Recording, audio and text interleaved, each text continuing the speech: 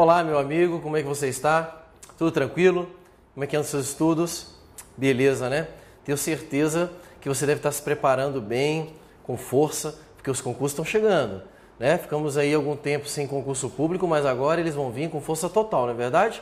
E aí, nós vamos trabalhar agora com alguns exercícios para tentarmos consolidar todo aquele conhecimento produzido neste primeiro encontro. É um primeiro encontro que trabalha aí com direitos fundamentais. Nós vamos tentar trazer para vocês aí as realidades das questões de prova. Vamos trabalhar aí com questões da FCC, questões do CESP, da Cisgran-Rio, para que você tenha noção como que essa matéria que foi estudada até o momento, ela pode ser trabalhada em sua prova. Então é importante ficar muito atento aos detalhes de cada assertiva aí para que você não perca nenhuma questão. Beleza? Está preparado? Então a gente vai lendo as questões juntos e eu vou comentando cada assertivo para que você verifique onde estão certo, o que está errado e vai fazendo as anotações devidas aí no seu material. Beleza? Vamos começar então? Apertem os cintos. Nós começamos agora a nossa resolução de exercícios. Primeira questão aparece na sua tela agora. São direitos fundamentais classificados como de segunda geração? Letra A, os direitos econômicos e culturais. Letra B, os direitos de solidariedade e os direitos difusos. Letra C, as liberdades públicas. Letra D, os direitos e garantias individuais clássicos. E letra E, o direito do consumidor e o direito ao meio ambiente equilibrado. Questão muito bacana que trabalhei com as regras de gerações de direitos fundamentais. As gerações de direitos fundamentais, ela é uma evolução cronológica da conquista desses direitos ao longo da história da humanidade. Então, elas são divididas hoje de uma forma mais unânime pela doutrina em 5 gerações de direitos fundamentais. Se você fizer uma leitura aí do material, você vai encontrar este tema trabalhado lá, inclusive com bastante detalhes para facilitar você na sua prova. Beleza? Vamos tentar então descobrir qual que é a nossa resposta correta? A primeira assertiva então é a letra A. A letra A diz que são direitos de segunda geração os direitos econômicos e culturais. E aí, o que você acha? Está certo ou errado essa questão? Gente, essa questão está certa. Essa é a resposta na nossa questão, considerando que são exemplos de direitos de segunda geração os direitos econômicos e direitos culturais. Ainda se agrega a esse exemplo os direitos sociais. São direitos utilizados pelo Estado, onde por meio de prestações positivas ele consegue intervir na sociedade para reduzir as chamadas desigualdades sociais. Então são nessas 3 áreas que o Estado atua, na área social, área econômica e área cultural. Então a única assertiva que contempla aqui direitos de segunda geração é a letra A, que já é a nossa resposta correta nesta questão. Nós vamos ver agora por que as demais estão erradas. Na letra B, quando ele fala de direito de solidariedade, direito difuso, ele se refere não à segunda geração, mas à terceira geração de direitos fundamentais, que é caracterizada pelos direitos de solidariedade. Ok? Então, a letra B a gente já descarta por ser terceira geração de direitos fundamentais. A letra C, muito bacana, liberdades públicas. Liberdades públicas são exemplos de direitos de primeira geração de direitos fundamentais. Também temos que descartar a letra C, pois não pertence à segunda, e sim à primeira geração de direitos fundamentais. A letra D também é composta de direitos de primeira geração, que são os direitos vinculados aí às liberdades individuais, aos direitos individuais, que estão ali no rol da primeira geração de direitos fundamentais, os primeiros direitos conquistados pela humanidade. E ainda na letra E, quando ele fala direito do consumidor, direito ao meio ambiente equilibrado, também entra na classificação aí do direito de terceira geração, que são os chamados direitos de solidariedade. E aqui nós temos então a análise de toda essa questão, que nos restou como resposta correta a letra A, que era a única que possuía exemplo de segunda geração de direitos fundamentais. E aqui vale a pena traçar um perfil da FCC, Gente, uma questão como essa na FCC é uma raridade, tá? A questão da FCC, geralmente, ela trabalha com a literalidade do texto constitucional. Aqui nós temos uma questão tipicamente doutrinária. É possível se encontrar, no máximo, uma questão dessa numa prova da FCC. Tá? A FCC tem como preponderância o Ctrl+C, Ctrl+V. Ele pega, recorta ali, ou melhor, copia, né, para não te ensinar errado técnicas de informática, ele copia o texto constitucional e cola na sua prova. Isso é o normal da FCC. É tanto que nessa prova aqui, por exemplo, onde tinha essa questão, que era o TRF4, se eu não me engano, tinha aproximadamente ali umas 8 questões a 10 questões de direito constitucional e uma apenas ela tinha essa profundidade doutrinária, o resto era tudo texto constitucional, tá? Então eu trouxe essa questão exatamente para você ver que a FCC também pode trabalhar com doutrina, apesar de ser uma exceção, mas também pode cair uma questão desse tipo. Beleza? Foi tranquilo essa questão? Quem está estudando não vai ter dificuldade em questões como essa. Tranquilo? Vamos então resolver mais uma? Em conformidade com o artigo 113 da Constituição Federal, a lei disporá sobre a Constituição, investidura, jurisdição, competência, garantias e condições de exercício dos órgãos da Justiça do Trabalho. A presente hipótese trata de uma norma constitucional de eficácia, letra A, limitada, definidora de princípio institutivo ou organizativo. Letra B, limitada, definidora de princípios programáticos. Letra C, plena, mas de natureza facultativa ou permissiva. Letra D, contida, em razão de restrições impostas por outras normas constitucionais. E letra E, plena, mas de natureza obrigatória de programas ou diretrizes. Essa questão é uma questão muito interessante, é uma questão que trabalha aí com uma classificação doutrinária muito conhecida do professor José Afonso da Silva, que é a classificação acerca da aplicabilidade das normas constitucionais, né, a sua eficácia, né? Onde o professor José Afonso divide a eficácia, classifica ela em 3 tipos: eficácia plena, contida e limitada.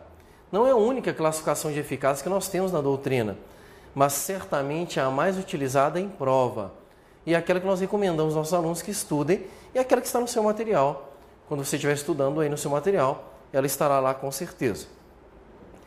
Aqui, o que essa questão fez? Ela colocou um artigo constitucional, artigo 113, e pediu para que você analisasse esse artigo e verificasse qual que é o tipo de eficácia, ou em qual tipo de eficácia se classifica esse artigo 113. É uma questão bem bacana, é uma questão um pouco mais difícil, porque ela precisa que você estude, que você dependa desse conhecimento acerca dos artigos e suas eficácias. Então é uma questão bem bacana, uma questão mais elaborada.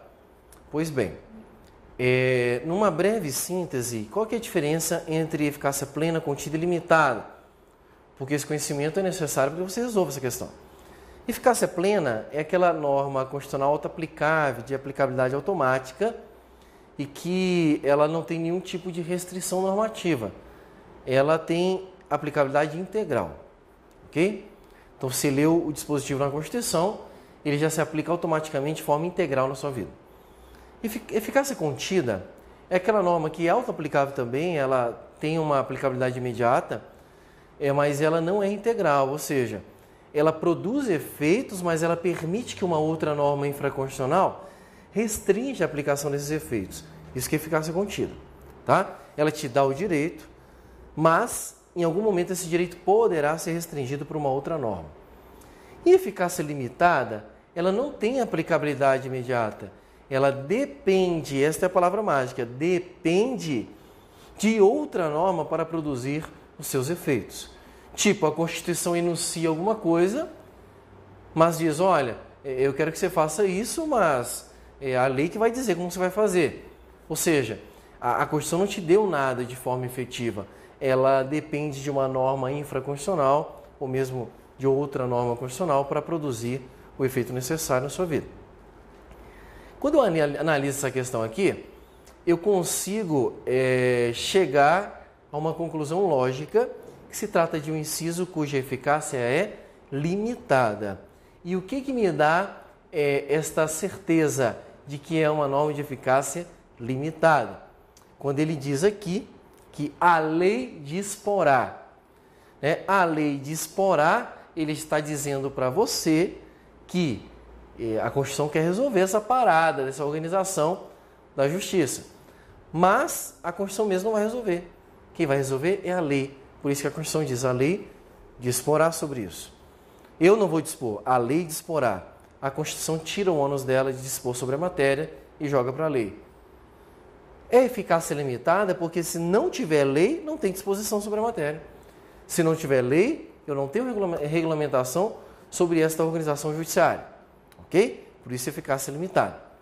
Pô, Daniel, beleza, mas nós temos duas questões aqui, ou duas assertivas, que falam de eficácia limitada. Uma fala aqui de eficácia limitada programática e a outra eficácia limitada de princípio institutivo ou organizativo. Qual delas seria, queridos?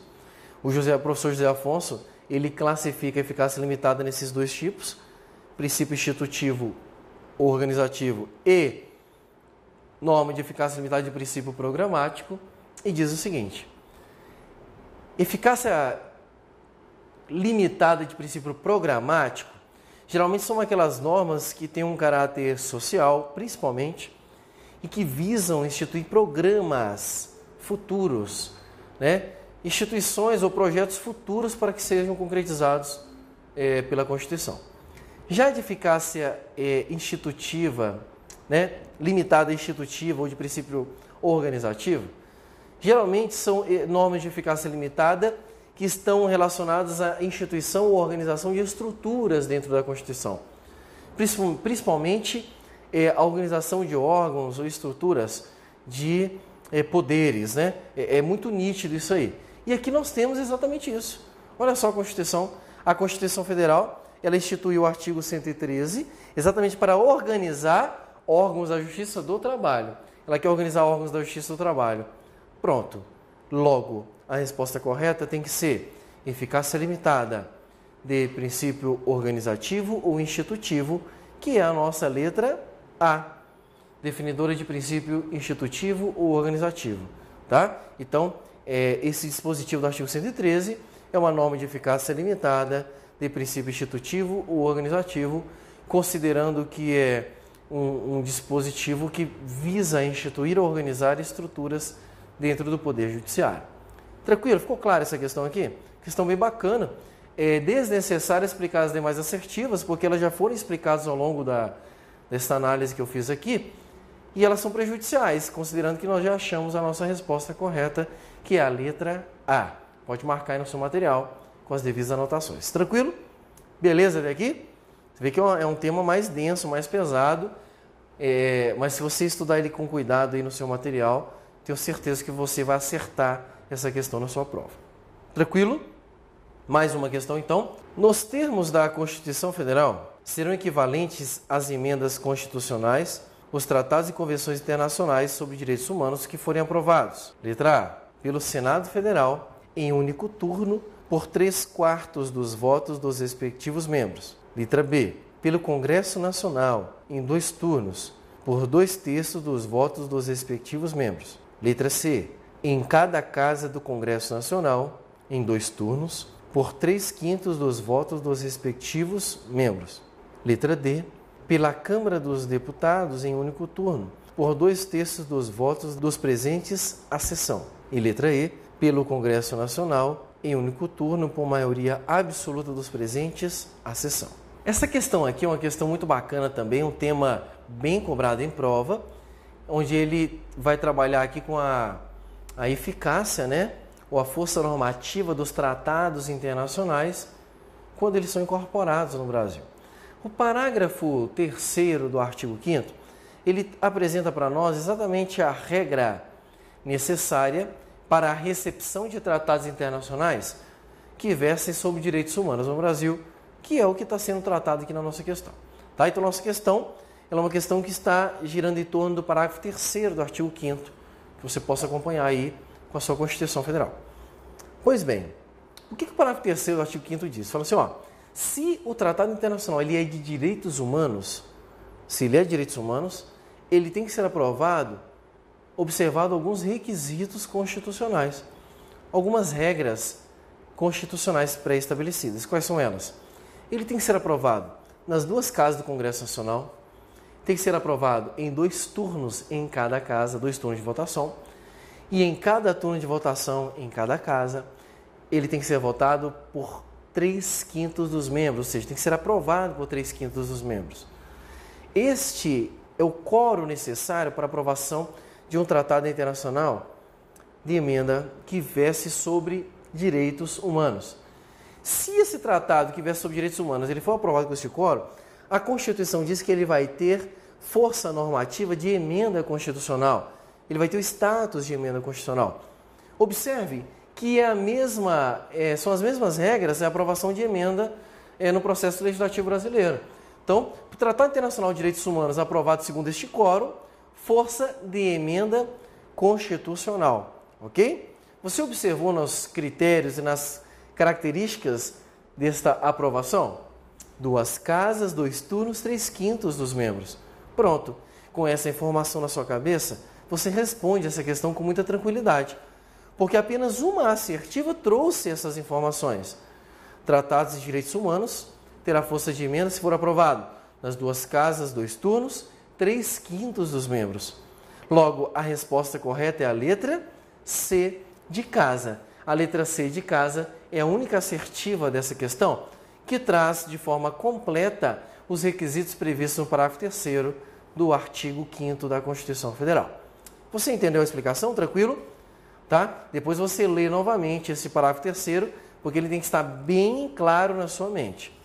Principalmente lembrando desses requisitos principais. Tratado Internacional de Direitos Humanos tem que ser aprovado 2 casas, 2 turnos, 3/5 dos votos dos respectivos membros. Tranquilo até aqui? Beleza? Questão bem bacana que pode ser trabalhada na sua prova. Tranquilo? Podemos ver outra questão agora?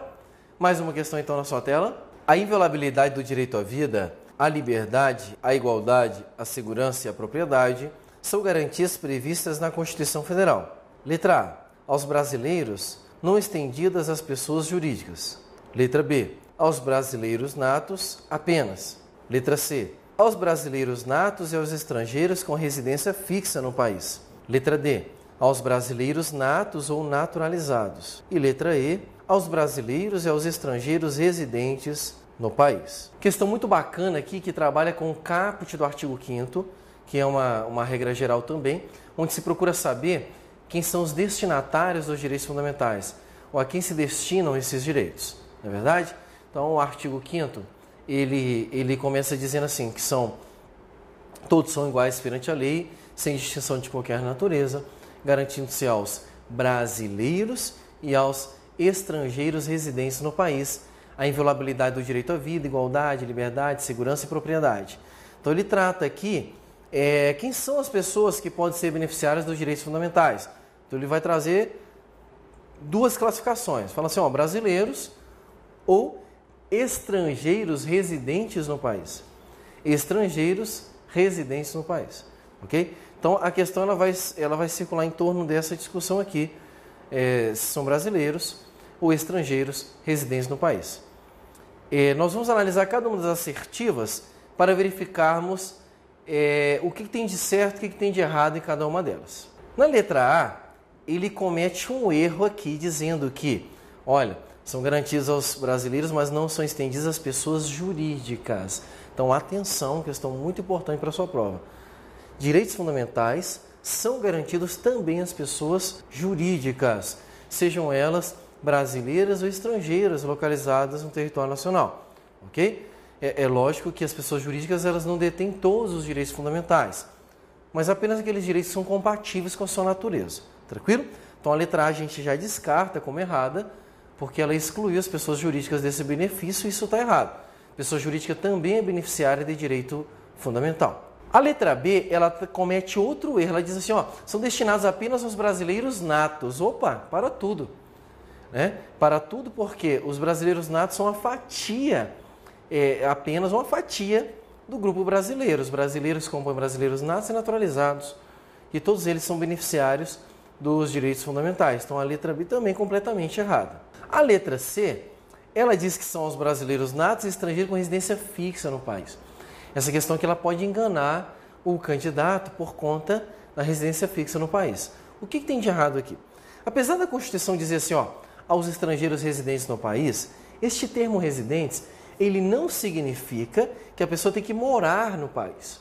Tá? É um termo mal interpretado e sempre alvo de questão em prova. Tá? É um tema que já foi trabalhado, inclusive, na jurisprudência brasileira e esclarecido essa discussão, falando o seguinte: O termo residente significa simplesmente estar no território nacional. Então, são destinados os brasileiros e estrangeiros residentes no país, ou seja, brasileiros e estrangeiros que estão no território nacional. Não é necessário ter residência fixa. Então, a gente elimina essa questão também como errado. A letra D, ela também restringe de forma equivocada os direitos fundamentais apenas aos brasileiros natos e naturalizados. Ela está equivocada até por contrariar expressamente o texto constitucional, que diz aos brasileiros e estrangeiros. Então, a letra D descarta também.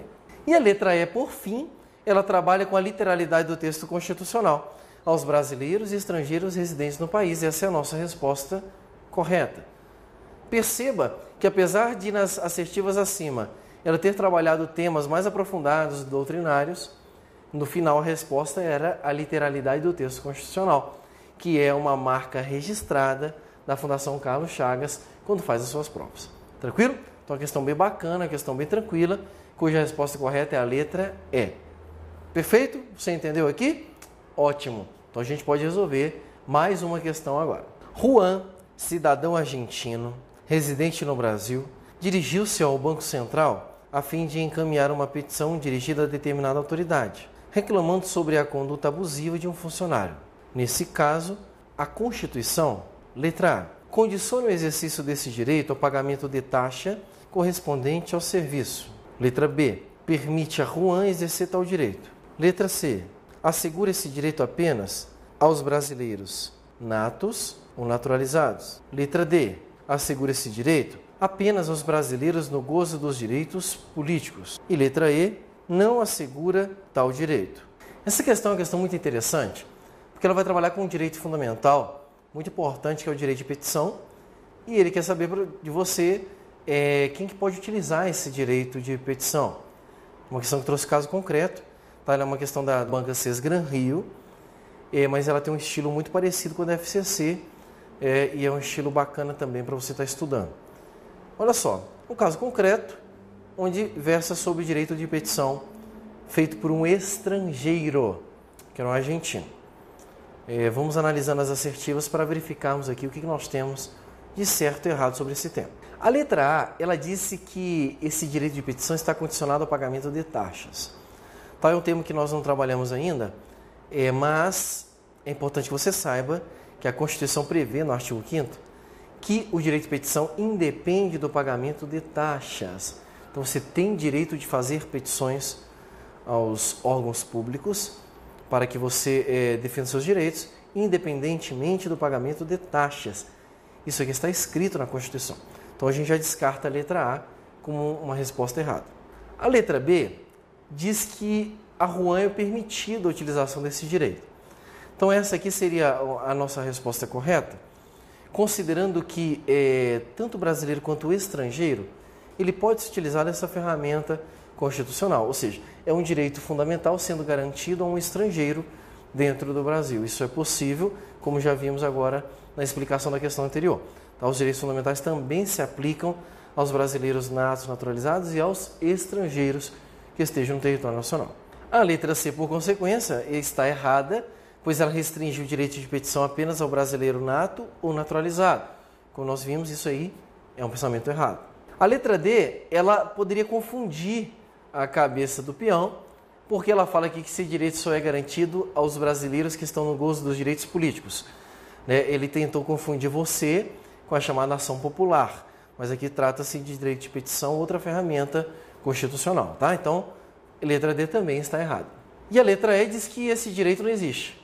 Ou seja, a letra E viaja na maionese, dizendo que não existe direito de petição. Ora, ele está previsto no artigo 5º e ele é garantido ao brasileiro e estrangeiro que esteja no território nacional. Tá? Então, letra E também está errada. De forma que a nossa resposta é a letra B, então, a única resposta correta desta questão. Tranquilo? Questãozinha bacana também, que trabalhou com regras gerais dos direitos fundamentais. Vamos mais uma? O Brasil se submeterá à jurisdição do Tribunal Penal Internacional, cuja criação manifestar adesão. Coloquei aqui uma questão do CESP, na verdade, para a gente trabalhar essa assertiva. Eu queria trabalhar um tema único e veio por meio dessa assertiva, que retrata o disposto no parágrafo 4º do artigo 5º sobre o Tribunal Penal Internacional. O Tribunal Penal Internacional, ele é fruto de um acordo internacional celebrado entre vários países que submetem à jurisdição deste tribunal, que tem por fim julgar crimes contra a humanidade. Ele é um tribunal que tem uma natureza subsidiária às justiças locais, ou seja, ele só atua quando a justiça local daquele determinado país não for eficiente ou não conseguir atuar na punição das pessoas que praticaram crimes que tenham repercussão em toda a humanidade, como por exemplo crime de genocídio, crime de guerra, agressão estrangeira. Tá? Então o Brasil ele é signatário deste tratado internacional, ele celebrou este tratado internacional e achou por bem inserir esse dispositivo no artigo 5º como um direito fundamental. Então olha só que bacana, é direito fundamental a participação do Brasil dentro do Tribunal Penal Internacional como signatário, ou seja, o Brasil pode entregar um brasileiro para ser julgado pelo TPI, conforme dispõe, conforme permite o parágrafo 4º do artigo 5º. Então, o que ele fez aqui nessa questão? Ele só repetiu o texto constitucional e jogou aí. Logo, essa questão está certa, assertiva, certíssima, conforme o texto constitucional. Beleza? Os direitos e garantias fundamentais estão previstos de forma taxativa na Constituição Federal. Essa é uma questão também bacana, ela pode vir na sua prova aí, independente da banca, ela pode vir como uma assertiva, né? Eu coloquei como uma assertiva do CESP isolado para a gente fazer uma análise dela, onde ela diz que os direitos e garantias fundamentais são um rol taxativo dentro ali da Constituição, tá? Essa questão, gente, ela está errada, né? Ela está errada por força do parágrafo 2º do artigo 5º, que diz que existem direitos fundamentais individuais fora do artigo 5º, fora dos artigos de direitos fundamentais e até fora da Constituição Federal. Tá? Então é possível que novos direitos fundamentais sejam inseridos dentro da Constituição Federal, inclusive por tratados internacionais. Então o rol não é taxativo, né? A doutrina hoje é bem tranquila nesse sentido, inclusive com a confirmação jurisprudencial do STF, que o rol de direitos fundamentais ou mesmo dos direitos individuais apenas é um rol exemplificativo, considerando que existem outros direitos que podem ser inseridos dentro da Constituição, estão fora do artigo 5º ou mesmo fora da própria Constituição Federal. Tranquilo? Então, rol taxativo está errado, questão errada. Beleza? Então, a ideia dessas questões aqui era exatamente a gente trabalhar essas regras gerais dos direitos fundamentais que nós estudamos aí no nosso primeiro encontro e fortalecer o seu estudo. Agora, você refaça as questões e tenta entender o porquê estão certas ou erradas. Isso é o mais importante agora. É você estudá-las para você tentar aperfeiçoar o seu estudo e chegar a ter um êxito bacana na sua prova. Tranquilo? Beleza, então. Nos encontramos em breve para mais direito constitucional. Um abraço.